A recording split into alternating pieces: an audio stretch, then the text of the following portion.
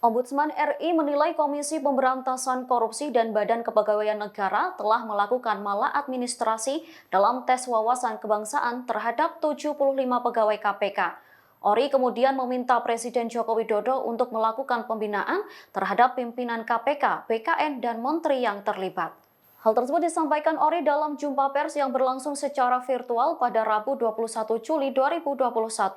Jumpa pers tersebut dihadiri Ketua Ombudsman RI Muhammad Najih dan anggota Ori Robertna Indi Jaweng.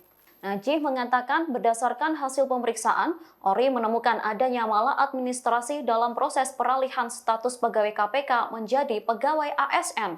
Maladministrasi terjadi dalam proses pembentukan kebijakan, pelaksanaan asesmen TWK, hingga penetapan hasil asesmen TWK. Temuan maladministrasi itu akan disampaikan kepada 3 pimpinan instansi untuk segera ditindaklanjuti. Ketiga pimpinan instansi atau lembaga tersebut adalah Ketua KPK Firly Bahuri, Kepala BKN Bima Haria Wibisana, dan Presiden Joko Widodo.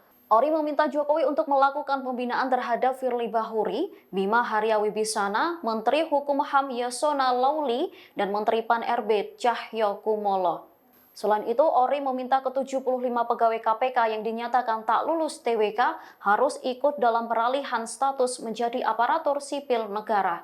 Hasil pemeriksaan secara keseluruhan nanti akan kita fokuskan kepada 3 isu utama, yaitu yang pertama adalah berkaitan dengan rangkaian proses pembentukan kebijakan proses peralihan pegawai KPK menjadi ASN. Yang kedua adalah pada proses pelaksanaan proses pelaksanaan dari peralihan pegawai KPK menjadi ASN, dan yang ketiga adalah pada tahap penetapan hasil asesmen tes wawancara kebangsaan atau TWK. Nah, 3 hal inilah yang oleh Ombudsman ditemukan potensi-potensi maladministrasi, dan secara umum maladministrasi itu dari hasil pemeriksaan kita memang kita temukan. Oleh karena itu, Ombudsman memandang bahwa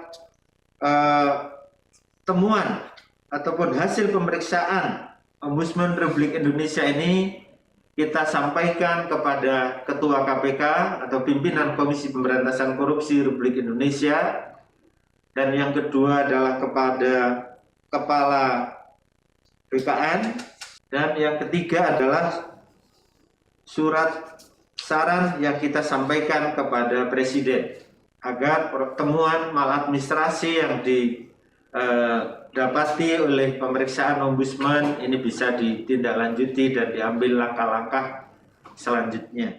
Demikian informasi dalam Hot Topic kali ini. Nantikan informasi terbaru lainnya hanya di kanal YouTube tribunnews.com. Terima kasih sudah nonton.